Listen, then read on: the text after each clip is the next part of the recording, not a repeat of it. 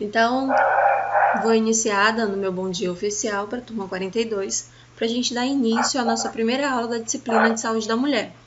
Essa disciplina é uma disciplina em que vocês vão ter que ter bastante atenção, ela emana um pouquinho mais de tempo e um pouquinho mais de dedicação, tá? É uma disciplina que tem estágio, a gente não sabe quando será o estágio devido à situação do estado, mas nós sabemos que essa disciplina ela tem que preparar o aluno para o campo de prática, né?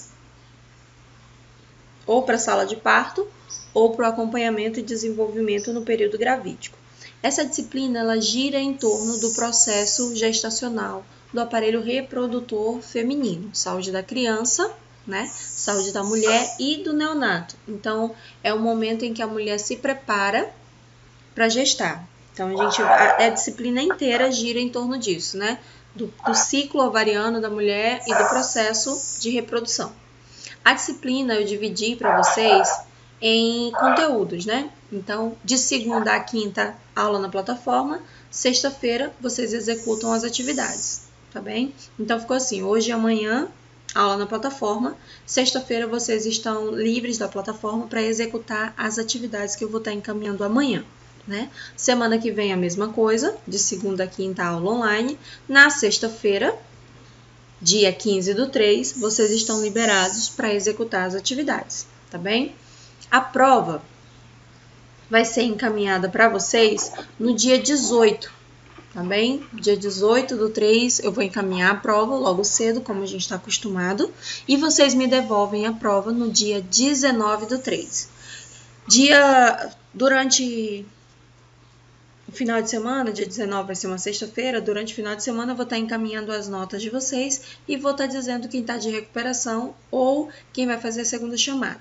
A recuperação e a segunda chamada vão ser no dia 22, tá bem? Na segunda-feira a gente faz a prova de recuperação ou a prova de segunda chamada e aí a disciplina encerra. Para quem atingiu a nota, a disciplina encerra no dia 19, né? Para quem não atingiu, a disciplina acaba no dia 22, tá bem? Então, esse é o nosso cronograma, vou estar encaminhando para vocês lá no grupo, quando acabar a aula, tá? No máximo, até hoje à tarde, chega o cronograma para vocês, a apostila e a aula de hoje, bem como a gente sempre faz. Alguma dúvida em relação às datas?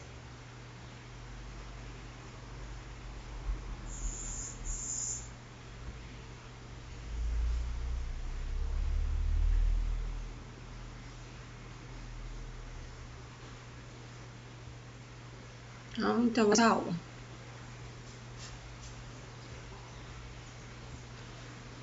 Deixa eu ver se aparece aí para vocês.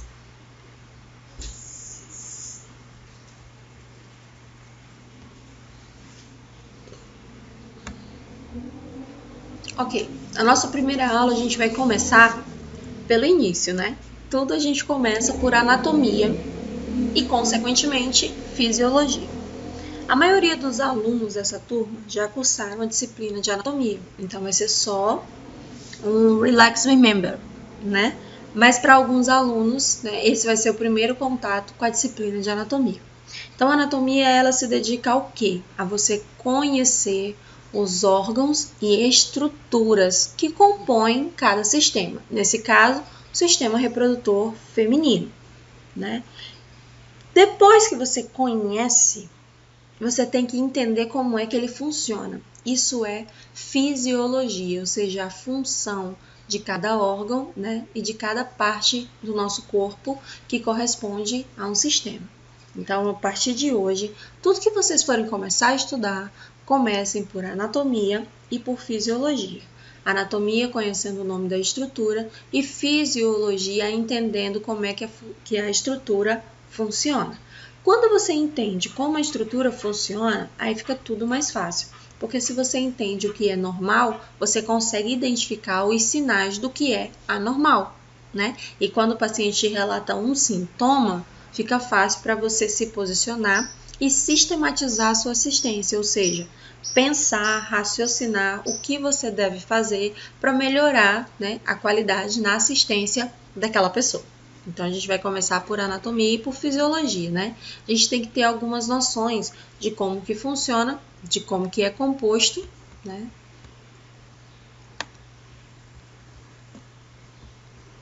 Só um minutinho, deixa eu posicionar melhor aqui pra mim. De como que funciona, de como que é composto, né? E quais são as suas funções. Então, tá aqui eu trouxe para vocês os órgãos do sistema reprodutor feminino interno. São as trompas de falópio ou tuba ovariana, tá bem?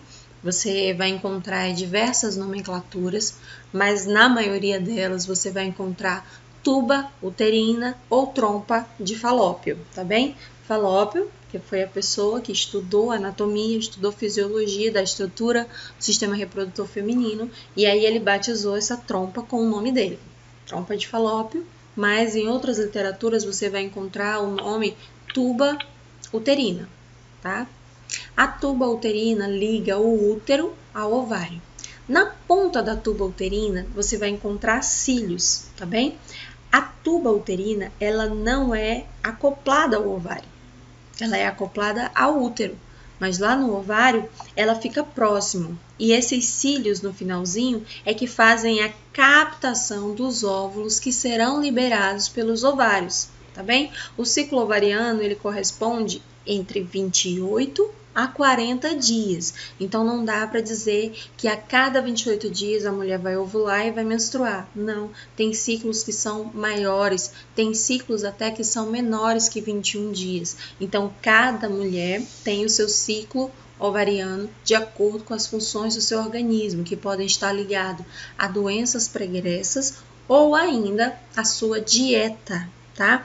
Geralmente, quando a mulher ela tem uma dieta rica em açúcares, ela desenvolve algum problema no sistema ovariano, porque o alimento dessas células, né, é o açúcar, é a glicose, tá bem? E tudo que a gente se alimenta no nosso corpo vira glicose. Se a gente tem uma dieta à base de pão, macarrão, farinhas, glúten, né, a gente vai ter problemas aí no sistema ovariano. Então, esses cílios na pontinha da trompa de falópio, aqui ó, bem aqui na pontinha, eles ficam fazendo movimentos ciliados, né? Movimentos de captação, ficam movimentando como se fosse uma valsa, dançando uma valsa, para captar o óvulo na primeira oportunidade que ele tem. Óvulo captado, né, entra na tuba uterina e vai sofrer um processo de maturação, que a gente chama de ciclo ovariano.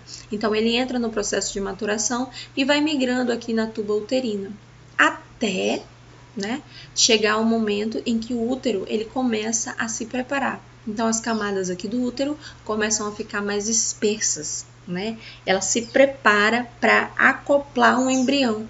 Então, o que ela faz? Deixa a camada do útero favorável, arruma a cama, deixa a cama bem fofinha, bem arrumadinha. Chegou o período, né, de fecundação. A mulher não tem, né, nenhum processo gravídico aí em vista, ela não fecundou, ou ela usa algum método contraceptivo, esse óvulo ele é liberado e o útero descama em forma de menstruação, né? Tem um médico aqui em Rio Branco que ele fala que o corpo chora. Quando a mulher não engravida, o corpo chora, né? Então, o sangramento é como se fosse para o corpo um insucesso, né? Então, ele chama até a menstruação de sangramento inútil. É uma visão interessante que ele tem acerca da menstruação, né? Ele fala que se a mulher não tem interesse em engravidar, então não tem porquê ela ficar menstruando, e ele defende que ela tem que interromper o sangramento menstrual. É um posicionamento novo na medicina, né? E um posicionamento muito interessante. Depois dei uma olhada lá. Então já vimos o ovário, tuba uterina, ou trompa de falópio, e aí nós temos o útero, né? O útero ele é dividido em 3 camadas. As 3 camadas são endométrio, miométrio, tá? E a camada mais posterior do útero.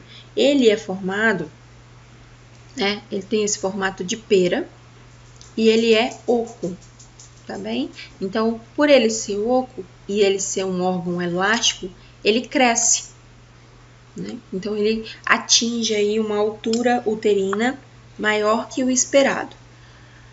Segundo os relatos da ciência, o útero, o fundo uterino, ele cresce de acordo com as semanas. Então, quando a mulher está grávida e ela vai ao posto realizar a consulta de pré-natal, nós mensuramos a altura uterina, para a gente ter uma noção de quantas semanas ela está. E a fita, no geral, ela dá exatamente a quantidade de semanas que a pessoa está. Digamos que ela está com 17 semanas, a gente mede da sínfise púbica aqui, ó, né, de cima do pubis até a altura uterina acabar, né, até aqui a altura do umbigo, mais ou menos. Sim, sabe a barriguinha tá ali, quando ela deita, a gente mede em cima da barriguinha dela, né, onde começa e onde termina a altura uterina. E aí vai dar aproximadamente 17 centímetros, né? Então, a intenção de verificar, no passado, as parteiras, elas verificavam a altura uterina apenas com a fita, né? Para saber com quantas semanas a mulher estava e para saber se tinha condições do bebê nascer naquele momento ou não, e se ele nascesse, se ele era pré-termo, a termo ou pós-termo, né? Pela altura uterina tem condições de avaliar a quantidade de semanas que essa mulher está. Enfermagem, medicina, algumas pessoas mais esclarecidas como um todo, contam a gravidez por semanas, tá bem? Não se conta gravidez por meses, nós contamos por semanas. Porém, se para a mulher fica mais fácil contar por meses, ok, mas para a saúde, né, para a área da saúde, se conta a gravidez em semanas. Então, não estranhe que a partir de agora a gente só vai falar semanas, né? São semanas. Quantas semanas você tá? E aí a gente tem uma noção, pela quantidade de semanas que uma gravidez dura, a quantidade de meses que ela está. Por exemplo, a gravidez ela dura 40 semanas. Esse é o período gestacional considerado o normal, né? Ela pode entrar em trabalho de parto entre 37 a 41 semanas, mas o ideal é que a gravidez dure 40 semanas, né? Então, se ela está com 20 semanas, ela está com 4 meses e meio, né? Ela está na metade desse período gravídico. Então, a gente tem que começar a se situar, né, em relação às semanas, para a gente entender a quantidade de meses. Verifica aí para mim quem é que está com o microfone ligado, por favor. Então, olha só. O sistema reprodutor feminino ele vai ser responsável por toda a produção humana e principalmente pela produção hormonal do ciclo ovariano, né? Porque ele prepara mensalmente a mulher para um período gravídico, para o período gestacional. Compreende-se no Brasil e pela Organização Mundial de Saúde que a mulher ela está apta para gestar dos 19 aos 35 anos. Antes disso, é considerado gravidez de risco. Por quê? Porque o corpo da mulher não está apto, é considerado uma gravidez na adolescência. Antes dos 13 anos de idade, a gravidez é considerada de risco total, apresentando risco de morte para a mãe e risco de morte para o bebê, e essa gravidez deve ser acompanhada em uma unidade de tratamento terciário, ou seja, por uma maternidade, por um centro de referência. Essa grávida não pode ser acompanhada no posto de saúde nem no pré-natal de baixo risco, tá bem? Tem que ser no pré-natal de alto risco. E isso antes dos 13 anos de idade, ou até 13 anos de idade, tá bem? Quando ela passa dos 14 até os 19, é uma gravidez de risco, considerada uma gravidez na adolescência, uma gravidez de risco, porém pode ser acompanhada no posto de saúde, atentando, né, para qualquer sinal de anormalidade. Aí você encaminha essa mulher para a unidade de referência, tá?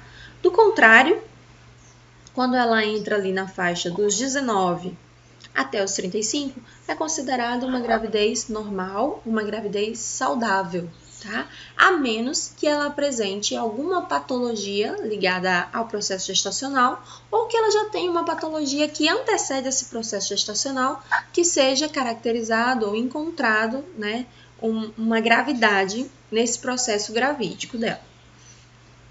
Depois dos 35 anos, pela Organização Mundial de Saúde e pela classificação, a mulher é considerada idosa para gestar e para parir. Então, na classificação dela é colocado gestante idosa, tá bem? Ela já passou do período que estaria apta para conceber, para gestar e para parir.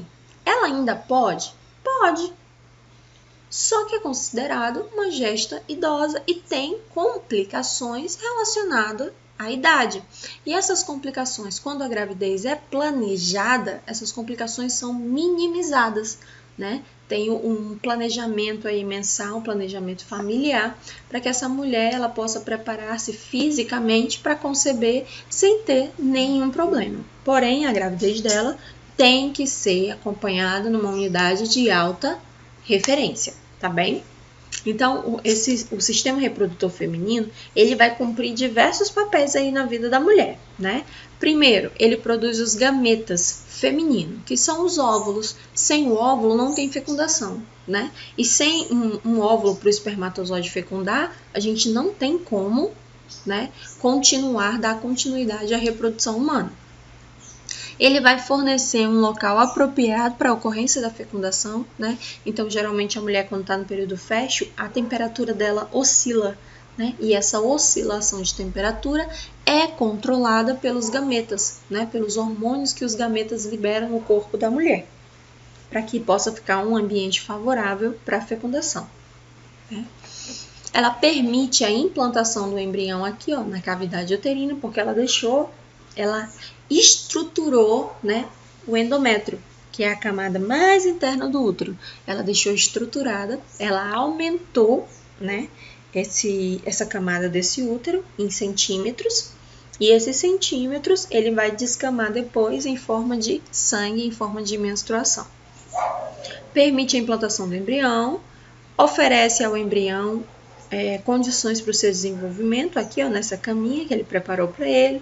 Lá ele vai encontrar todos os nutrientes necessários para que ele possa se desenvolver, para que as células possam começar o seu processo de divisão, de mitose e de meiose lá do ensino médio, né?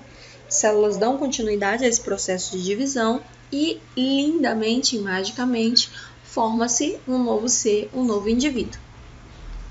E ele executa a atividade motora suficiente para expelir um novo ser quando ele completa a sua total formação. Deixa eu ver aqui quem é que está com o microfone ligado.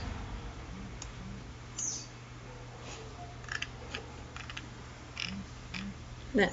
Aqui em casa não tem nenhum bebê.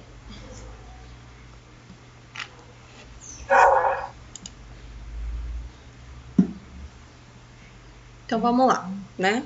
Das estruturas aqui. O aparelho reprodutor feminino, ele é formado por alguns órgãos, né? E esses órgãos, eles são internos e são órgãos externos. A gente não pode esquecer deles. Nos internos, nós vamos ter a vagina, tá? A vagina é um tubo, é um canal. Ela não é parte externa, tá? Mentiram para vocês todo esse tempo. Isso aqui, ó, essa parte externa não é a vagina. A vagina é um órgão interno, é o canal, tá? Então, olha aqui, ó. Nós temos a vagina, depois nós temos os ovários, nós temos as tubas uterinas e nós temos o útero, formando aqui os órgãos internos. Nos órgãos externos, nós vamos ter o monte pubiano ou o monte de Vênus, que é essa parte aqui de fora, onde é encontrada a maior concentração de pelos pubianos. Os pelos exercem aqui a função de proteção, tá bem? Tem algumas mulheres que aderem à depilação total, e essa depilação total ela pode trazer, né, a proliferação de fungos e bactérias, isso em algumas mulheres. Tem outras mulheres que aderem à depilação total, não sentem absolutamente nada, mas o pelo ele tem essa função de proteção, ele é uma barreira protetora, tá bem? Ele não permite, né, o contato direto com o tecido aqui, ó, a camada da pele, contato direto com secreções, né, expelidas pela vagina e, consequentemente, que entram em contato com a pele para serem absorvidas, né? Então, o pelo, ele exerce essa função importante. Nós temos a vulva, tá bem? Que é onde fica essa parte aqui, ó, mais enriquecida de sangue e terminações nervosas, né? Nós temos os grandes lábios, né, que é essa parte mais externa, que a gente conhece, essa parte mais externa visual. Os pequenos lábios é a parte mais interna. E aqui acima, ligando os pequenos lábios, nós temos o clítoris. Então, aqui nós vamos ter a entrada da vagina e logo acima nós temos a entrada da uretra. Então, aqui, ó, nessa estrutura externa, nós temos dois ósseos, ou seja, dois orifícios de entrada. O maior deles é o ósseo vaginal, ou seja, a entrada da vagina, ósseo vaginal, né? E o ósseo uretral, que é o que dá acesso à uretra e, consequentemente, liga-se à bexiga. Então, a gente tem como fazer o esvaziamento da bexiga. E aqui na entrada desse ósseo tem muitas terminações nervosas que são controladas pelo nosso cérebro. Então, quando a gente sente vontade de esvaziar a bexiga, né, uma vontade de eliminar, a gente consegue ali ainda segurar e prender um pouco, né? Porque essas terminações nervosas, quem controla é o nosso cérebro. Então, emite aqui, ó, a bexiga emite um sinal para o cérebro lá em cima, dizendo que ela tá cheia e que ela precisa esvaziar. Só que ela emite esse sinal, né, quando ela ainda tem uma margem de segurança, porque o nosso corpo ele é perfeito, ele funciona magicamente. E aí você tá no meio da rua. Aí você fala, não, aqui não tem condições, aguenta aí um pouquinho, vou segurar aqui um pouquinho, que assim que eu chegar em algum lugar que tenha banheiro, eu vou lá e eu faço esse serviço. Agora não dá, né? Então, a gente tem ali esse controle, mas o nosso corpo, vez ou outra, tá ali, ó, sinalizando. Ei, corre pro banheiro, senão vai dar ruim. Quando chegar a capacidade máxima da bexiga, por mais que você queira segurar, você não consegue. Você tem que esvaziar o esfíncter, né? Você abre ali, aqui, ó, tem esfíncteres que fecham, é como se fosse um clamp, né? Dessas terminações nervosas. Eles vão relaxar e você vai soltar essa urina. Você pode estar no meio da rua, no meio de uma festa, se a bexiga estiver completamente cheia, você vai esvaziar, né? O que acontece? Ah, mas eu consigo segurar, professor, eu seguro demais, seguro muito a urina. Segura enquanto a bexiga não estiver cheia. Quando ela atingir a capacidade máxima, você vai esvaziar ela na roupa, sem... porque o corpo ele é perfeito, ele solta, tá? Ele tira o controle de você, né? Essa sensação física, ele vai tirar esse controle, ele vai relaxar toda a musculatura e você vai esvaziar a bexiga onde você estiver. Então, olha só, a cintura pélvica, né? Que ela é os ossos de sustentação e de proteção aos órgãos femininos daquela estrutura anterior. Ele fica situado na cintura pélvica. Então, aqui nós temos o ilho, também, aqui, ó. O ilho. No final do ilho, nós vamos ter o isquio, que é esse ossinho aqui, ó, que tem esse forame, essa abertura. Nós temos o isquio.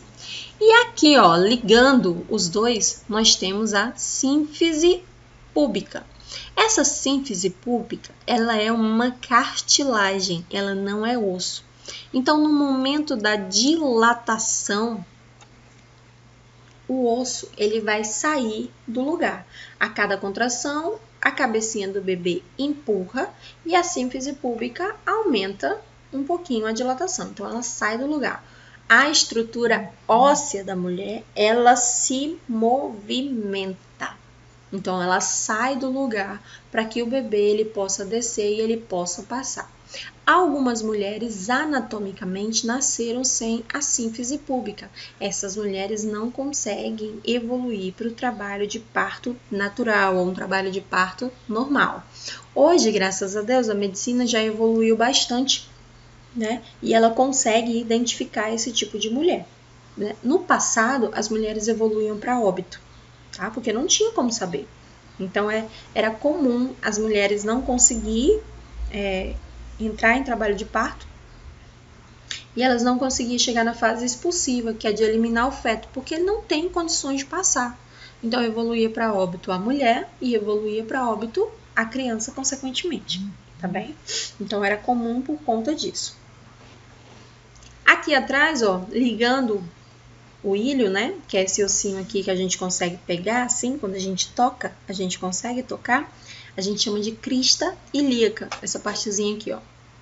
Essa partezinha a gente sempre sente quando a gente toca, né, próximo à região inguinal, você vai procurando, você consegue encontrar a crista ilíaca. E no final aqui, ó, ligando o isquio e o istmo, nós temos a coluna sacral, o final da coluna sacral e aqui, ó, o cóccix. Então, é nesse espaço em aberto que os órgãos internos estão acoplados, tá bem? E aí vai evoluindo, a altura gravídica, né, a altura uterina, vai aumentando, se expandindo e comprimindo os outros órgãos, como por exemplo, intestino grosso, intestino delgado, estômago, pulmão, tá? Então vai comprimindo tudo, diafragma. Quanto maior a altura uterina, mais comprimidos estão os órgãos. Vocês já ouviram falar que a mulher quando tem bebê, ela sente que tá tudo solto dentro dela? Falou assim, não, eu uso a cinta, não é por uma questão de estética, não. Eu uso a cinta porque eu sinto que tá mais seguro, porque a minha sensação é que os órgãos estão todos soltos lá dentro. Imagina, ela passou praticamente os últimos 6 meses da vida dela, né, com todos os órgãos ali, ó, comprimidos. Aí, de repente, é tirado o bebê dela e os órgãos estão voltando para sua posição anatômica normal. Então, ela tem essa sensação de que está tudo solto, que a qualquer momento cai tudo no chão. Isso vai ser muito comum para algumas mulheres, principalmente mulheres que têm bebês grandes ou mulheres de estrutura física pequenas, né? As mulheres mais magras e mais baixinhas, elas têm essa sensação, porque para caber o bebê, né, acabou comprimindo muito os órgãos dela. Aqui. Dentro da vagina, nós temos o vestíbulo da vagina, ou o ósseo da vagina, que é a entrada dela, né? Aí o canal vaginal, altamente vascularizado, rico em terminações nervosas, tá bem? E altamente com concentração de absorção. Então, toda secreção que entrar em contato aqui, ó, com a vagina, vai ser absorvida. E se essa secreção estiver contaminada com alguma DST, né, ou com alguma bactéria, ou com algum vírus, ou com algum fungo, essa mulher, ela tende a apresentar os sintomas mais rápido que o parceiro. Por quê? Porque ela é como um depósito, né? Tudo que é colocado aqui, o corpo dela vai absorver. Por isso que tem muito medicamento que é por via vaginal, porque é altamente vascularizado. Né? É como se fosse a via vaginal e a via retal é uma via de rápida absorção. Então a gente coloca aqui a medicação e o corpo absorve rapidinho, tá bem?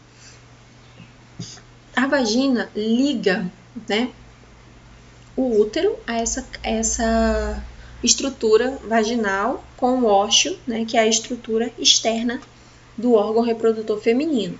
Então a gente tem aqui, ó, o colo uterino. O colo uterino, ele vai dilatar para que o espermatozoide possa adentrar, passar pelo útero e chegar até a trompa de Falópio ou a tuba uterina, que é lá que vai estar o gameta feminino. Então, o gameta masculino vem, passa por todo esse processo, encontra o gameta feminino aqui na tuba de Falópio e aqui ocorre o processo da fecundação. Tá? Então, a fecundação, ela ocorre na tuba uterina, ela não ocorre no útero. Depois que ocorre a fecundação, é que esse gameta, ele migra e se acopla na parede do útero para ele se nutrir, se alimentar e, consequentemente, se desenvolver, tá bem? Esse processo demora aproximadamente 72 horas e é por isso que a pílula do dia seguinte ela fala dessa eficácia das 72 horas, né? Não significa que você tem que esperar 72 horas para ingerir, significa que você tem até 72 horas para tomar essa medicação e para ela fazer efeito dentro do seu corpo, né? E aí um posicionamento religioso fala que a pílula do dia seguinte ela é abortiva, porque já houve ali a fecundação, né? ocorreu a fecundação e aí você vai estar abortando, né, uma possível gravidez. Esse é o posicionamento de algumas denominações cristãs, ok? Então a gente deixa isso bem claro para vocês. Aqui o colo uterino, quando ocorre esse processo da fecundação, ele fecha, né? Aqui ele é aberto. Antes da mulher ter bebê, ele é redondinho assim, o colo uterino, né? Quando a gente coloca o espéculo para visualizar, ele é redondinho e ele é avermelhado ou rosa claro. Quando a mulher está com alguma infecção, ele muda a sua coloração. Então, é normal quando a mulher vai fazer o exame do PCCU, que é o Papa Nicolau, quando o enfermeiro ou o médico coloca o espéculo, a gente já tem como avaliar qual é a patologia que está acometendo aquele sistema, né? Pela coloração, pela descamação do colo uterino, a gente tem como entender. E muitas das vezes, se a mulher estiver grávida, mesmo que ela fale que não está, a gente tem como saber pela coloração do colo uterino e pela disposição que está o ósseo. Aqui, ó, o colo uterino, ele tem uma entrada. Quando a mulher está grávida, essa entrada fica arroxeada e ela diminui o calibre. Então, antes o que era redondinho, ele fecha. Tinha um buraquinho, ele fecha. Fecha na hora. Né? Por quê? Porque ele não quer perder o que está aqui dentro. E se ele abre, ele dilata e ele solta, então ele perde. O que ele faz? Ele fecha. Fechou o ósseo de saída e ele só volta a abrir no dia, né, que essa mulher entrar na fase ativa do trabalho de parto. Então ali, ó, no PCCU a gente já tem como identificar se essa mulher está grávida ou não. Então, aqui, ó, vagina ela é um túbulo, e esse túbulo, ele é músculo membranáceo, ou seja, ele tem músculo aqui, ó. E esse músculo é o períneo, tá bem? Ele é mediano, que superiormente ele está inserido, né, no contorno da parte média da cérvix, que é a camada do útero, aqui, ó. O colo do útero a gente chama de cérvix do útero, né? E ele tá colocado para baixo, ó, na parte posterior, ele vem para baixo. Ele atravessa todo o diafragma urogenital e ele abre, né, lá no pudendo feminino, aqui, ó, embaixo. Essa parte do pudendo aqui feminino, cujo orifício a gente vai chamar de ósseo da vagina. Então, a gente tem essa entrada aqui, ó, no pudendo, próximo ali das nádegas, ligando a linha do períneo, e a gente chama de ósseo vaginal. Esse ósseo é a entrada da vagina, que é todo esse túbulo muscular que está ligada diretamente à camada cérvix do colo do útero. As funções da vagina são quais? Servir como órgão de cópula, né? Ele vai ser o canal do parto e vai ser a via de excreção do fluxo menstrual e de todo e qualquer leucorreia, ou seja, de todo e qualquer corrimento, tá bem? Muitas pessoas conhecem com essa nomenclatura de corrimento, mas nós vamos chamar de leucorreia. Já anota aí, leucorreia, tá bem? Então vamos lá. No interior da vagina, né, a gente encontra o ímen, né? Que ele é uma prega, e essa prega tem uma finalidade de proteção, né, que oblitera parcialmente o ósseo da vagina, apresentando uma forma e um tamanho variável. Algumas mulheres não têm o ímen, elas nasceram sem, né? O ímen, ele fecha um pouquinho, ele fecha parcialmente, ele deixa o ósseo da vagina ali, ó, um pouquinho mais estreito, ele dificulta algumas passagens, né? E no momento do ato sexual, esse ímen, ele é rompido e a gente chama isso de virgindade, né? Algumas pessoas levavam as filhas para examinar e quando a filha não tinha o ímen, né, ela era considerada não mais virgem. Só que a ciência ela já evoluiu muito e ela já descobriu que algumas mulheres não têm o ímen. Por exemplo, esse aqui, ó, o introito gastado, né? Não tem mais o ímen. Isso não significa que essa mulher ela teve contato sexual, né? Houve a penetração. Não significa isso. Significa que ela não tem o ímã. E aí, para o médico avaliar se ela teve contato sexual com alguém, é uma outra estrutura que é examinada e avaliada, como, por exemplo, as bordas da vagina, se tem alguma laceração e tudo mais. E não mais a presença dessa estrutura do ímã. O ímã, em algumas mulheres, quando rompido, ele sangra. Então, é normal algumas mulheres, quando tem o primeiro ato sexual e o ímã é rompido, elas ficarem alguns dias sangrando e confundirem esse sangramento até com menstruação, tá? Algumas mulheres sangram menos, outras mulheres sangram mais. Aqui nós temos também o bulbo do vestíbulo, né? São duas massas de tecido erétil que são alongadas com cerca de 3 centímetros de comprimento. Elas situam-se na parte lateral do longo do ósseo da vagina e vão superior ou profundamente os lábios menores do pudendo e não dentro, né? Eles vão subindo ali, ó, perpendicular aos pequenos lábios. E são imediatamente inferiores, né, na membrana do períneo, e são cobertos de uma forma inferior e lateralmente pelos músculos bulboesponjosos, que se estendem ao longo do seu comprimento. Os bulbos do vestíbulo são homólogos do bulbo do pênis, tá bem? Aqui na mulher, né? Não sei se vocês já ouviram que o pênis feminino é... Deixa eu ver aqui uma imagem legal para vocês. Que o pênis feminino, né, são os pequenos lábios e no final dele o clítoris. Então, assim, o órgão do pudendo, né, ele vem lá de dentro da vagina, lateralmente à vagina. Quando ele chega na parte externa, ele se transforma nos pequenos lábios, né, e unindo os pequenos lábios, nós temos o clitóris. Tá aqui ele, ó, né?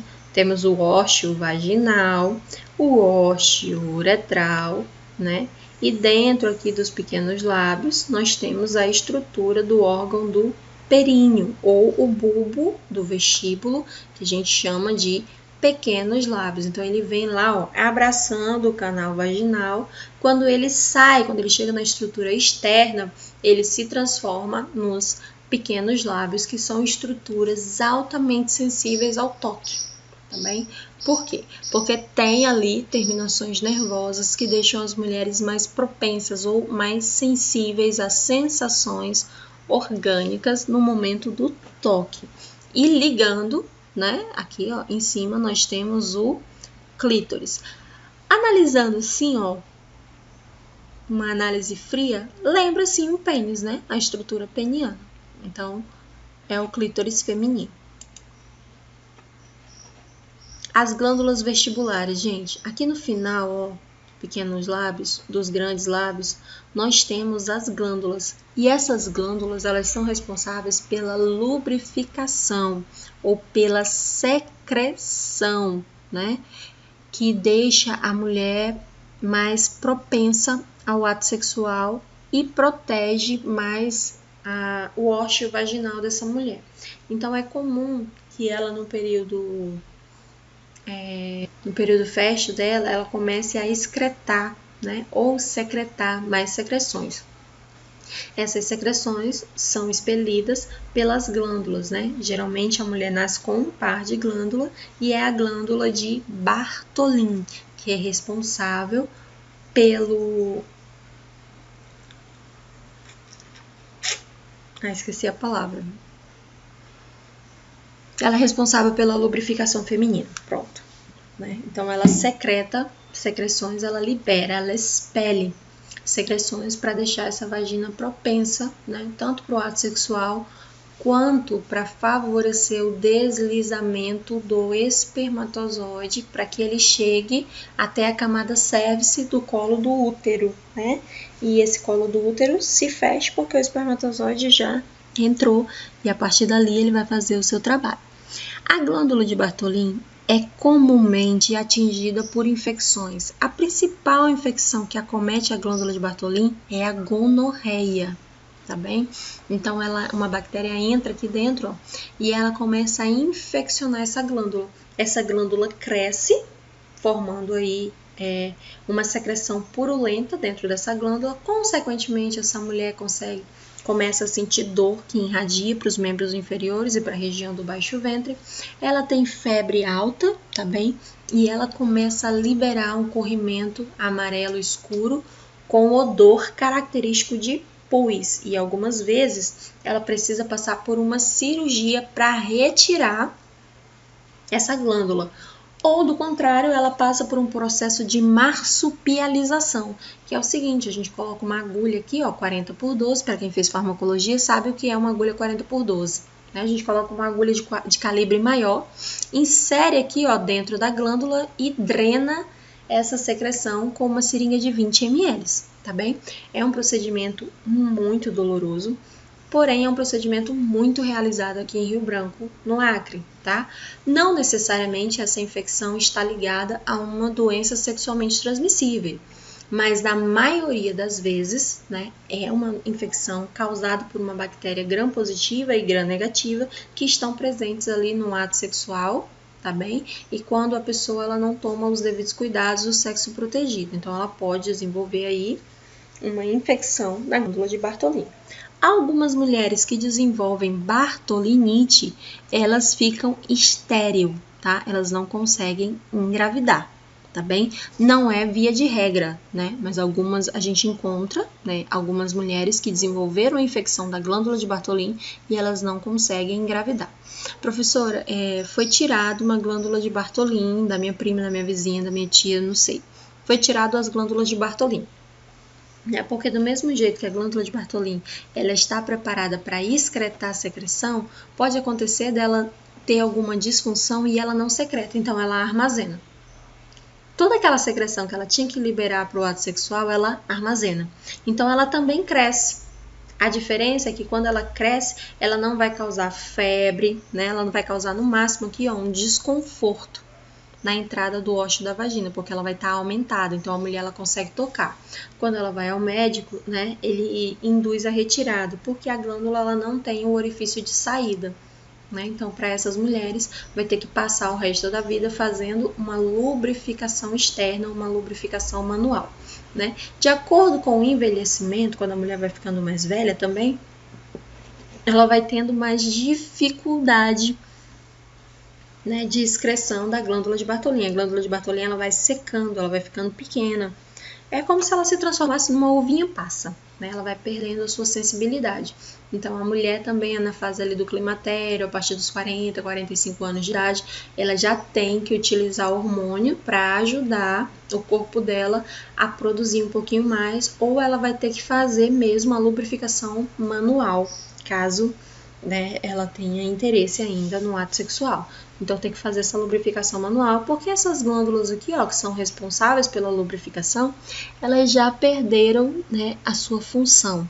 Algumas mulheres elas são retiradas ainda na juventude, e em outras mulheres ao longo da vida vai desenvolver uma infecção por alguma DST e também vai ser retirado, tá? Por isso que a gente sempre fala, né, que o ato sexual tem que ser um ato protegido. E às vezes, o que acontece? A maioria das mulheres e dos homens, eles só colocam o preservativo na hora da penetração, tá bem? E não é isso que é para acontecer, porque ali, ó, naquela troca de secreção, já pode ocorrer aqui uma infecção, né? Se o parceiro estiver contaminado ou se a parceira estiver contaminada, ela já consegue passar a doença para o parceiro. Então, a gente tem que ter cuidado e todas as vezes do ato sexual, desde o início, né, ali no momento quando já ocorre a ereção, no caso do homem, já se aconselha a inserir o preservativo, por mais que vai demorar um bom tempo ainda para a penetração. E no caso da mulher, como não se faz necessária uma penetração para colocar, ela pode colocar até quando tem a intenção, né? Ela está na intenção ali do ato sexual, então ela já pode colocar o preservativo, porque o preservativo é exatamente para isso, para diminuir, né, a troca de secreções e, consequentemente, de doenças. O homem, ele foi educado para utilizar preservativo para prevenir gravidez. Ele não quer filhos, então ele utiliza o preservativo porque ele quer evitar filhos, tá? Se ele tem algum comprometimento que impede ele de ter filhos, ele deixa o preservativo de lado. A mulher, tem a cultura de usar o preservativo caso o parceiro queira. Se o parceiro não quiser, muitas das vezes ela fica ali meio que numa situação complicada. Então a gente tem que mudar essa cultura estadual, né? A cultura aqui do nosso estado. Então o preservativo ele deve ser usado sim. O maior índice de doença sexualmente transmissível hoje está dentro dos casais casados, tá? Não tá lá fora nos solteiros não, tá dentro dos casais casados, porque dentro de um casamento as pessoas não têm o hábito, né, de utilizar o preservativo. Elas utilizam outros métodos contraceptivos, mas não utilizam a preservação, né? E o preservativo ele foi uma barreira desenvolvida para isso. Então, a principal finalidade do preservativo é prevenir doenças, né? E aí, como benefício, ele traz também a prevenção de uma gravidez não planejada, né? Então, vamos lá. O Monte de Pubis, ou o Monte Vênus, ou o Monte Pubiano, né? É muito nome para uma estrutura só. O que ele é? Ele é constituído de um tecido adiposo e de um tecido conjuntivo. E ele vai revestir a sínfise púbica, tá? Lembra da sínfise púbica aqui, ó? Que une, aqui, ó. Lembra dela? Que une os dois ossos da cintura pélvica, os ossos da bacia, né? Então ele serve para isso. Ele serve para revestir a sínfise púbica e serve para revestir os ossos púbicos que são adjacentes. E essa pele vai conter algumas glândulas sebáceas, né? E após a puberdade, essas glândulas sebáceas serão recobertas de pelo. E o pelo vai ter aí essa finalidade de proteção. Então ele vai proteger a entrada da vagina. Algumas literaturas não recomendam a depilação, porém, né, cada corpo reage de uma maneira diferente e isso fica a critério de cada mulher. Os grandes lábios, né, vão ser duas pregas de tecido adiposo e de tecido conjuntivo. Elas são cobertas por uma pele que forma os limites laterais da vulva, aqui dentro, ó. Formando o limite de forma lateral.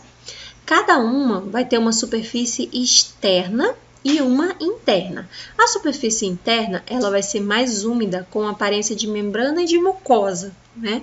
E ela tem glândulas sebáceas, mas essas glândulas sebáceas não são recobertas por pelo, ou seja, a parte interna aqui, ó, dos pequenos lábios, ela não tem pelo, né, na parte interna que liga aos pequenos lábios, só vai ter pelo na parte externa.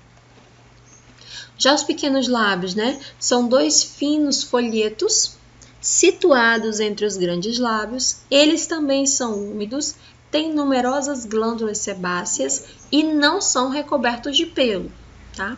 A abundância dos nervos, né, que tem nessa estrutura lhe confere uma grande sensibilidade e anteriormente se divide em duas partes, né, com uma pequena distância e depois se unem para formar uma prega dupla, né, de um tecido que está ali, ó, em torno do clítoris. Então, assim a gente forma o clítoris, né, e é um capuz denominado de prepúcio, que se dirigem para baixo, onde se une sob o intrólito vaginal, formando um fino folheto denominado de fúrcula. Então, toda essa estrutura aqui dos pequenos lábios, né, ela vai formar a fúrcula, vai formar aqui em cima um outro órgão e aqui no meio nós temos o clítoris. Então, ela vem aqui, ó, dividida, né? Tem um de cada lado. Aqui em cima elas se juntam para formar o clítoris, né? E para formar as outras estruturas de terminações nervosas que vão trazer aí para a mulher algumas sensações, né? Eles formam o capuz do prepúcio, né? E depois eles formam a fúrcula. Então, aqui, ó, nós temos o clítoris, né? O clítoris vai ser um órgão erétil que é localizado no ponto de encontro dos lábios menores, lá no pudendo, né? E ele está anteriormente, ou seja, ele está à frente. Quando a gente observa uma estrutura vaginal, a primeira coisa que a gente observa, né, é o clítoris. Então, ele vai estar localizado anteriormente ao pudendo. O pudendo, ele tá por trás do clítoris, né? Então, ele vem ali, ó, unindo os pequenos lábios Quando ele fecha, ele forma o pudendo, e à frente do pudendo a gente vai encontrar o clítoris, né? O clítoris vai ser uma raiz, né? E um pequeno corpo cilíndrico, formado por 2 ramos, 2 corpos cavernosos e a glande do clítoris, né? O corpo do clítoris é recoberto pelo prepúcio. Então, ele é um órgão altamente vascularizado e altamente rico de terminações nervosas, né? Que é o que causa as sensações orgásticas na mulher. Não só o clítoris, toda a estrutura, né, do sistema reprodutor feminino, ele tem essas terminações nervosas que, ligadas, né, à adrenalina, promovem aí a sensação orgástica, tá? Mas não é só no clítoris, é em toda a estrutura, né? Então, às vezes, a cultura ali sexual, ela foi desvirtuada e as pessoas acreditam que é apenas no clítoris, né? E não, é em toda a estrutura. Os seios também têm essas terminações nervosas, né? O corpo como um todo, ele tem pontos, né, orgásticos. O problema é que a nossa cultura sexual, ela ensinou pouco ou quase nada. Então, vamos lá. Tá aqui, ó, a estrutura, né? A estrutura interna do clítoris aqui, ó, por dentro, né? Então, a gente tem aqui, ó, o clítoris. Nós temos o campo cavernoso, tá? Nesse campo cavernoso é rico em vascularização. Nós temos a glande do clítoris, que é a parte mais externa dele, né? Quando a gente observa. Nós temos a abertura para a uretra aqui, ó, o clítoris abraça a abertura da uretra. Nós temos o bulbo do vestíbulo, que é a parte interna dos pequenos lábios, e nós temos o ósseo da vagina. Então, aqui, ó, toda a estrutura, você observa, ó, que toda a estrutura do clítoris abraça a estrutura vaginal, né? Então, toda a parte lateral aqui, ó, da vagina, ela está ligada ao clítoris, então, consequentemente, ela tem terminações nervosas, né? E aí as pessoas só lembram da glande do clítoris, né? Sendo que o clítoris, ele é um órgão maior, que ele é estendido, né? Está presente em toda a estrutura vaginal, tá bem? Então, não esqueçam que o clítoris não é só isso aqui, ó. Ele é um todo, ele é um órgão inteiro e ele está por trás, né? Por trás, ou seja, lateralizado nas paredes laterais da vagina e está ligado também aos pequenos lábios. Então, toda essa estrutura oferece sensações orgásticas. Aqui, ó, os ovários. Os ovários são as nossas glândulas sexuais, ou seja, são as nossas gônadas, tá? Gônada feminina é o ovário, gônada masculina é o testículo. Então, eles são os dois pequenos, né? São 2 órgãos bem pequenos, estão em formatos ovais ou formatos ovoides. Eles são achatados e estão localizados, né? Um de cada lado do útero. E cada um deles mede cerca de 4 a 5 centímetros de comprimento, com 2 centímetros de largura e 1 centímetro de espessura. E ele tem um peso de 2 a 5 gramas, tá? O ovário, ele tem 2 funções. A primeira dela é produzir, amadurecer e expulsar os óvulos, né? E depois ele tem que elaborar secreções internas, ou seja, os hormônios. Então, ele libera aí nesse ciclo ovariano, né? Ele libera hormônio estrógeno e progesterona, tá bem? São os hormônios que ele trabalha. E esses hormônios, eles têm a ligação direta com a glândula hipófise, tá bem? Então, a hipófise manda secretar, manda amadurecer e manda liberar. O ovário executa essa atividade. Devido à última função, os ovários estão incluídos no grupo das glândulas do corpo e estão classificados como glândulas endócrinas ou de secreção interna. A gônada feminina faz parte do sistema endócrino, tá bem? Então, no Brasil, a gente encontra muito as mulheres com infecções ou com disfunções no sistema endócrino. A diabetes está ligada ao ciclo ovariano. Por quê? Porque o ovário, ele é uma glândula, está ligado ao sistema endócrino. O pâncreas é uma glândula, está ligado ao sistema endócrino, tá bem? Disfunções de tireoide. Tireoide é uma glândula, está ligada ao sistema endócrino. Então, é muito comum que a mulher ela apresente uma infecção secundária, né? Ou uma disfunção secundária. Aqui no Acre, você encontra muitas mulheres que sofrem com problemas do ovário policístico, do cisto ovariano ou do cisto na tireoide. De 2010 para cá, teve um surto de... As pessoas falam assim, eu tenho tireoide, né? Elas utilizam essa expressão. Na verdade, ter tireoide é bom, todos nós temos, né? Agora, se essa tireoide está com alguma disfunção de hiperatividade ou de hipoatividade, né? Uma atividade acelerada ou uma atividade lenta, isso vai trazer algumas complicações para a mulher. E a principal complicação, o principal sintoma é o atraso no ciclo ovariano ou, né? Quando a mulher ela não tem mais controle sobre o ciclo ovariano dela, o que acontece? Ela começa a sangrar, ela tem vários escapes durante o mês, ou quando ela tem o sangramento, esse sangramento é um sangramento limitante, aí ela precisa procurar um serviço médico, porque a disfunção do corpo como um todo, a primeira coisa que altera é o sistema reprodutor da mulher. Então vamos lá, a mulher está menstruada e ela passa por um período de estresse, né? Uma coisa assim, muito estressante passou por ela. O fluxo menstrual corta. Vocês vão ouvir relatos de algumas mulheres, o fluxo menstrual vai embora na hora. Ou a mulher está passando por um período muito complicado, né? A menstruação não vem. E não necessariamente ela está grávida. Então, assim, todo o nosso corpo ele está ligado, né? E cada órgão faz parte de um sistema. E se esse sistema funciona de uma maneira ineficaz, consequentemente, a gente vai ter sinais e sintomas. O que é um sinal? Sinal é aquilo que a gente consegue observar.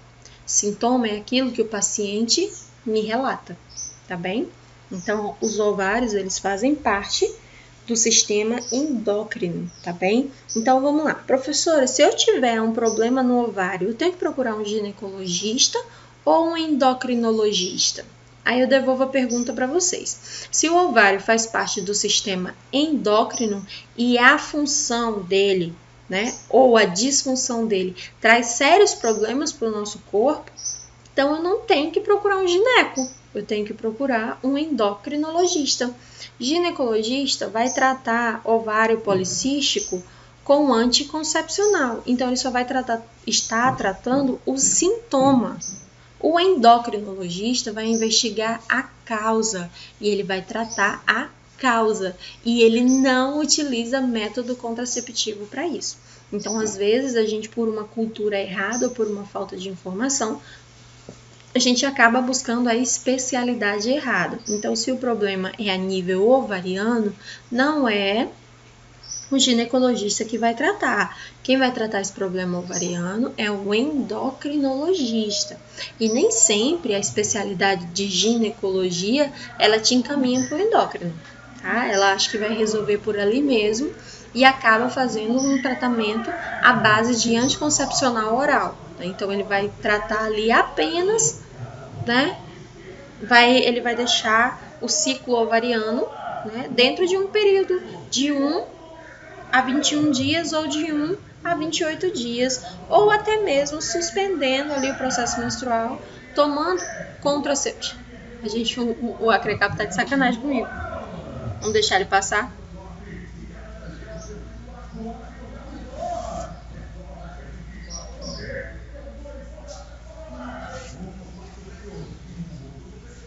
Acho que já deve estar longe.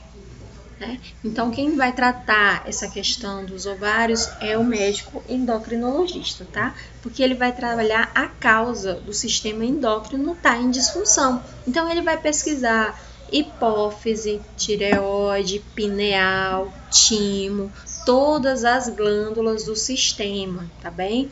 E geralmente ele trata ovário policístico com o mesmo medicamento que a gente trata o diabetes, né? Então, às vezes eu encontro as pessoas falando assim, ai meu Deus, esse médico é doido, eu não tenho diabetes, me passou remédio para diabetes. Não é um remédio para tratar o diabetes, é um remédio que atua no sistema endócrino, tá bem? No sistema glandular. O pâncreas, que está em disfunção por conta do diabetes, é um órgão do sistema, né, endócrino. Então, ele está trabalhando no sistema que está com dificuldades. E as pessoas colocaram a medicação como sendo um tratamento específico para aquela doença, quando isso não é verdade, tá bem? Então, não caiam nessa. Qual é a função endócrina, né? A produção da progesterona. A progesterona é um hormônio sexual feminino e ele é produzido principalmente nos ovários após a ovulação de cada mês, né? E é uma parte crucial do ciclo menstrual e ele faz a manutenção da gravidez, tá? Ele ajuda a regular o ciclo, mas o principal trabalho é preparar o útero para a gravidez após a ovulação. A progesterona vai ajudar a engrossar o revestimento do útero para preparar um ovo fertilizado, né, para receber. Então, a partir do momento que o ovário, ele libera um óvulo maduro e esse óvulo ele é captado pela trompa de Falópio, ele vai ficar lá guardadinho. Aí, o que a progesterona vai fazer? O ovário ele começa a produzir progesterona. A progesterona ela vai engrossar, né, a camada do útero e isso vai aumentar a libido da mulher, né? Então, assim, a progesterona ela é responsável pela libido aumentada.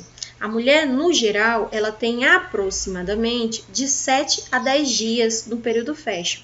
E esse período fértil ela consegue perceber pela excitabilidade, ela reage mais fácil ao toque ou ela fica mais propensa ao ato sexual, tá bem? Então a mulher ela nem sempre ela está pro ato sexual. A maior reclamação que a gente tem é de mulheres com baixa libido, né? Na verdade a mulher ela não tem baixa libido, é que o corpo dela ele se prepara para a gestação. Se ele não está preparado para receber, né, para fecundar, ela não tem libido.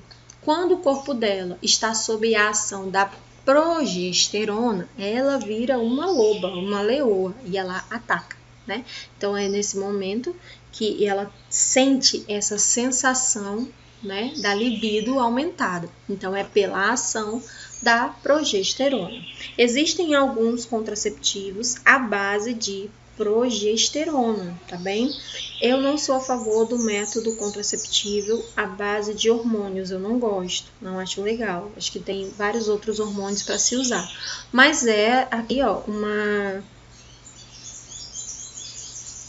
uma escolha que está acessível, né, para as mulheres e o SUS trabalha muito com isso, tá? Então, o contraceptivo injetável, geralmente ele é à base de progesterona, o que é disponibilizado pelo SUS, né?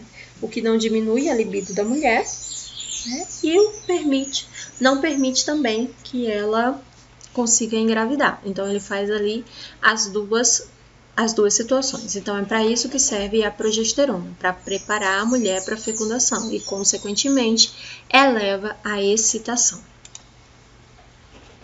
Já a função da progesterona, né? Aqui a gente viu ainda uma função da progesterona, ainda com a função da progesterona. Se houver um ovo fertilizado, os níveis de progesterona vão cair novamente e a menstruação vai começar, tá? Tô lá esperando, o corpo tá perfeito, o útero crescer um pouquinho, né? Tá lá só esperando o óvulo fecundar, ocorreu o processo de maturação e ele ser acoplado no útero. O tempo passou, isso não aconteceu, então a progesterona na corrente sanguínea cai e, consequentemente, o útero começa a descamar, porque o que segura o útero ali, naquela posição, naquela situação, é a ação da progesterona. Quando a progesterona cai, então o corpo ele descama, o útero começa a descamar e essa descamação a gente chama de menstruação. Quanto maior e mais espessa essa camada for formada, maior o período de sangramento da mulher, né? E maior serão os coágulos que ela vai expelir, tá? Então, assim, sai os coágulos mesmo, pedaços da parede saem no absorvente. Às vezes as mulheres ficam nervosas com aquilo, mas não é. Quanto mais o corpo está propenso, melhor ele se prepara, maior é o fluxo menstrual. Se o óvulo for fertilizado, ele vai se implantar na parede uterina e a progesterona vai ajudar a manter o revestimento uterino durante a gravidez. Então é muito comum, gente, quando a mulher está grávida, ela utilizar medicamentos à base de progesterona para ajudar na manutenção do processo gravídico. E geralmente essa progesterona ela vai ser inserida pelo canal vaginal, tá? Quando a mulher ela tem ali, ó, escape, ou tá com contração no início da gestação, e o útero tá querendo abrir, o colo do útero tá querendo abrir para dilatar e expulsar, né, para ela ter um aborto, o médico segura com medicamentos à base de progesterona, que podem ser introduzidos pela vagina ou podem ser colocados via oral ou por via endovenosa. A progesterona é necessária para o desenvolvimento mamário e para a amamentação também. Então, quando a mulher ela tem o bebê e ela quer começar a utilizar já um método contraceptivo, ela vai fazer um método contraceptivo à base de progesterona. Porque além de prevenir também uma nova gestação, o que vai acontecer?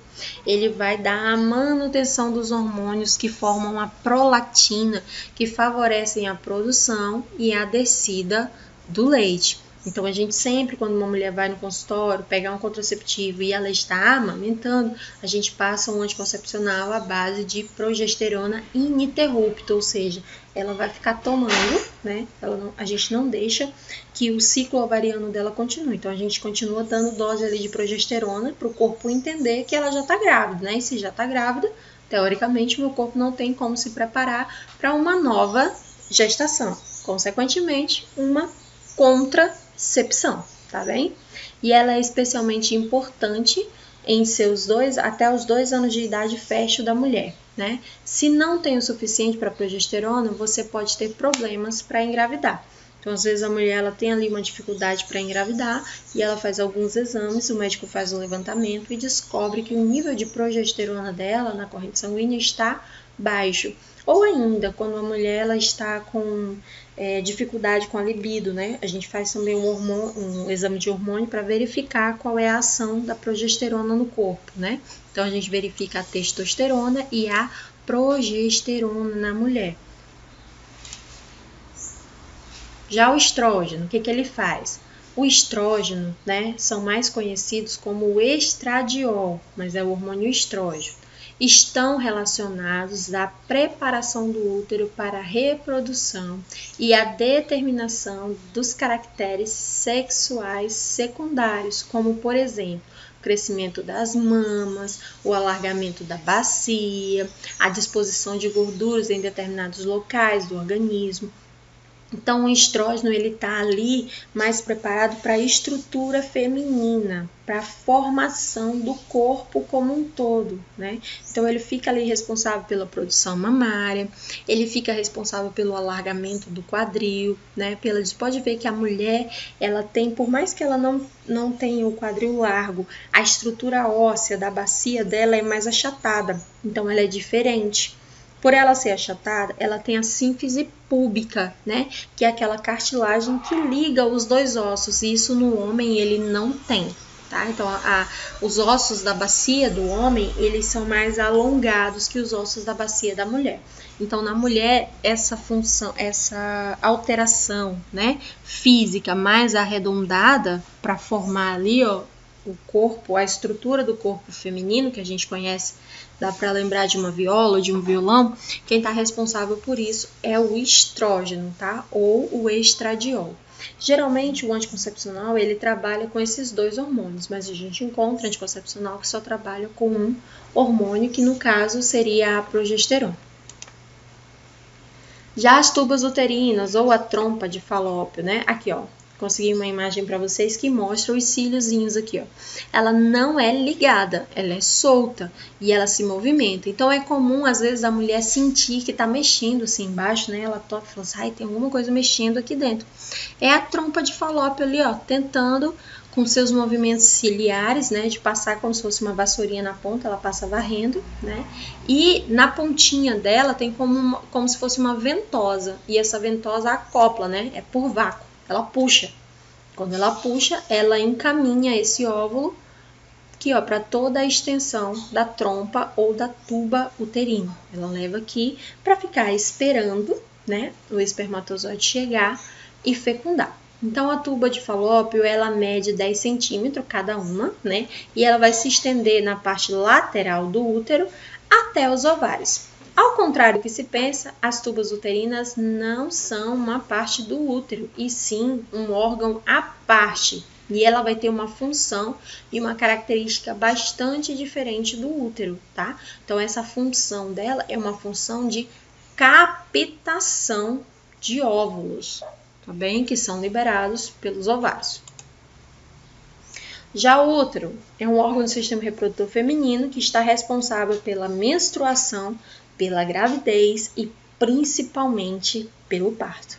Aqui, ó, essa estrutura mais externa do fundo uterino, ela sofre uma ação pelo hormônio chamado ocitocina na hora do trabalho de parto. Então, a ocitocina age aqui, ó, no fundo uterino. O fundo uterino contrai e empurra o feto para baixo, né? Então, vocês vão ouvir muito assim: ah, fulano não vai ter bebê agora não, que a barriga dela tá alta, né? Ou então você, fulano vai ter bebê, tu viu como a barriga dela baixou? Né? Esse conhecimento empírico, ele está diretamente ligado à ação aqui do fundo do útero. Quando o fundo do útero, ele fecha, ele comprime mesmo, ele diminui o calibre, o bebê ele é obrigado a descer. Então, ele vai empurrando. E essas contrações, elas começam por volta do 8º mês de gestação. A gente chama de braditorrix, que é uma contração falsa, né? Eu até brinco, eu falo assim, a contração é falsa, mas a dor é bem verdadeira. Né? Então, a mulher sente ali a contração. A gente chama essa contração de uma contração de treinamento.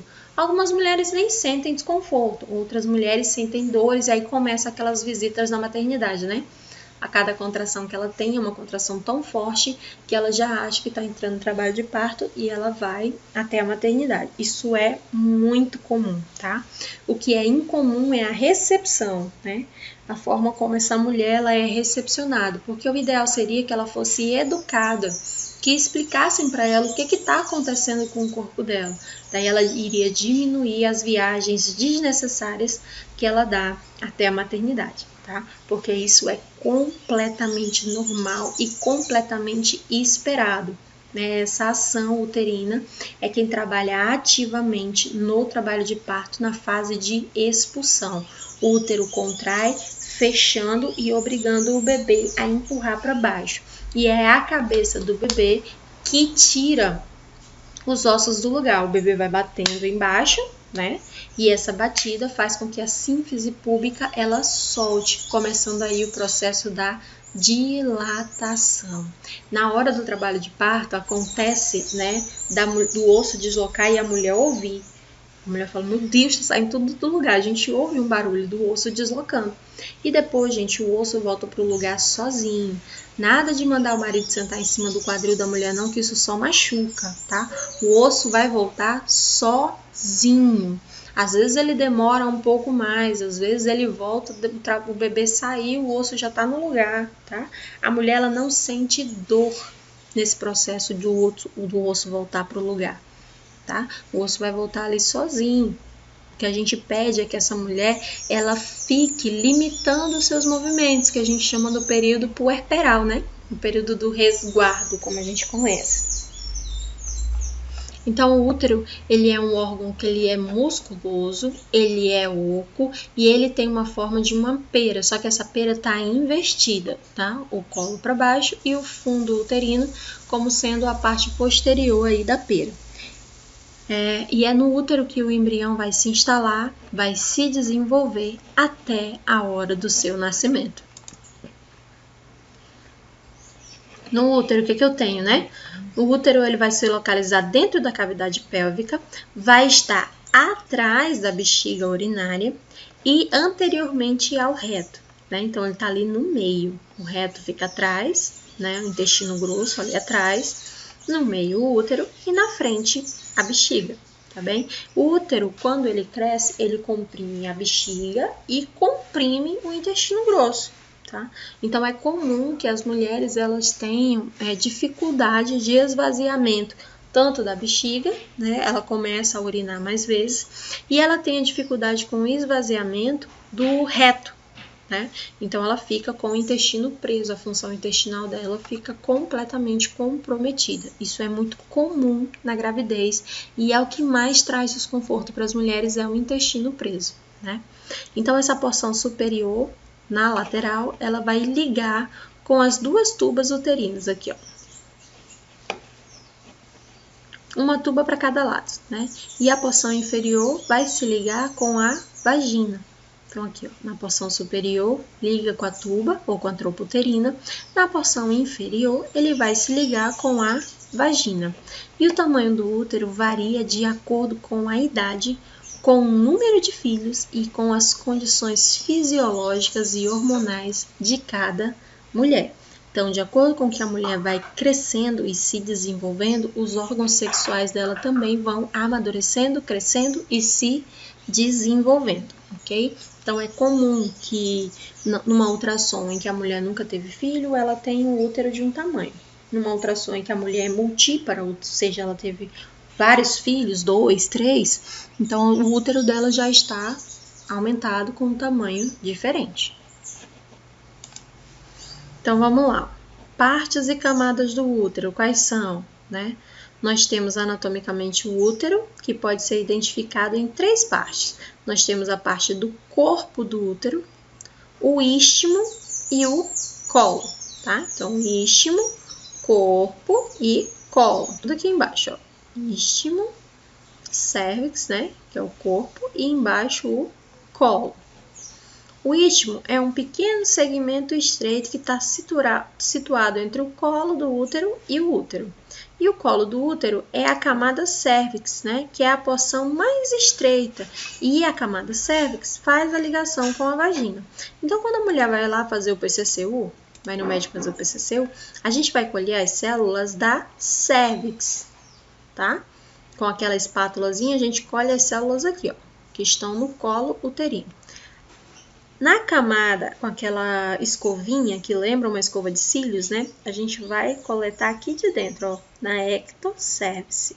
E por ser um procedimento invasivo, ou seja, na parte interna do corpo, quem faz é o médico ou o enfermeiro, tá bem? O técnico de enfermagem, ele só auxilia nesse processo.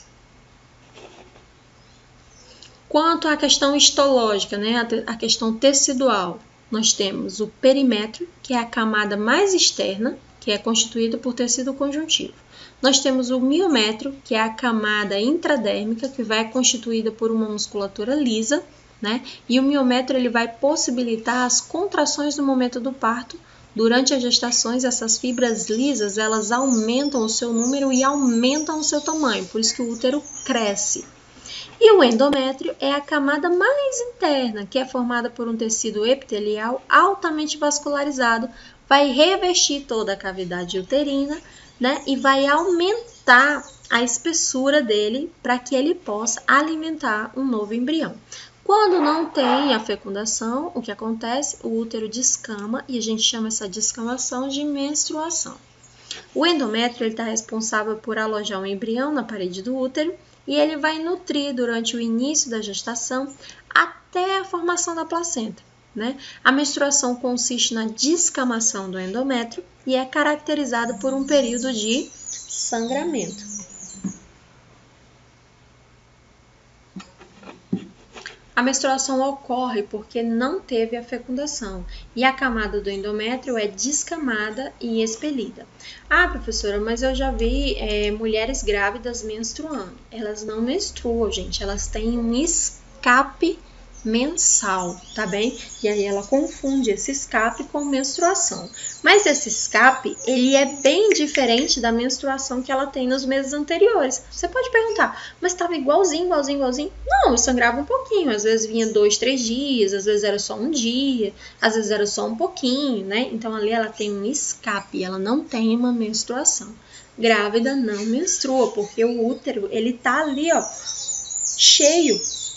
Né? Então, não tem como a parede do útero descamar se ele está cheio, se ele está sendo ocupado por um novo ser e esse novo ser está utilizando todo o sangue, todos os nutrientes para se desenvolver, tá? tá bem? Então, tem aí essa questão que algumas mulheres confundem, né, essa situação, mas não há menstruação quando uma mulher está grávida. Então, a função do útero qual é? Tem a função de abrigar o feto desde a fixação, né, que ocorreu lá no endométrio, até o nascimento do bebê. Para isso, o útero sofre diversas modificações durante o período da gravidez, né? As mudanças mais significativas são o aumento dos vasos sanguíneos e a expansão do útero, ou seja, ele cresce, né? E ao final do período da gestação, o útero ocupa grande parte do espaço abdominal, comprimindo aí, minha gente, todos os outros órgãos, né? Por isso que quando a gente tira o bebê, a mulher tem essa sensação de que tá tudo solto dentro dela e algumas precisam de cinta, né, para dar essa sensação de estabilidade e segurança. Além disso, durante a gravidez, o colo do útero fica fechado por uma membrana que evita a contaminação do feto por agentes estranhos, como, por exemplo, as bactérias. E o colo do útero ele só abre no momento da dilatação. Até 3 centímetros de abertura do colo uterino não é considerado trabalho de parto. Tem mulheres que ficam com 3 centímetros de dilatação por meses, tá bem? Isso não caracteriza trabalho de parto. O que caracteriza trabalho de parto é a partir do 4º centímetro, né? Então, às vezes, a mulher ela vai até a maternidade, aí o médico faz o toque, ou o enfermeiro faz o toque e verifica que ela está com 3 centímetros de dilatação. Isso não caracteriza a internação. A gente pode mandar essa mulher para casa, para ela esperar a contração ficar mais ritmada, né? E quando essa contração entra num ritmo mais favorável, aumenta a dilatação. Então, a gente considera trabalho de parto a partir do 4 centímetros, né?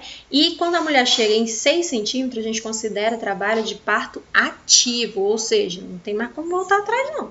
Quando ela chega em 6 centímetros, ela pode estar numa idade gestacional adequada ou inadequada. O bebê vai nascer, não tem jeito, não tem mais como segurar, tá? Digamos que a mulher está com 6 meses de gestação, ela entrou, está com 6 centímetros de dilatação, não tem quem segure, o corpo vai expulsar. Chegou na fase expulsiva, né? Então, o corpo ele vai eliminar, a gente não tem mais como segurar. Até 4 ou 5 centímetros a gente consegue reverter o quadro. Depois disso, não tem mais condições. Bem? Então, para a aula de hoje, era esse o material que eu tinha para vocês.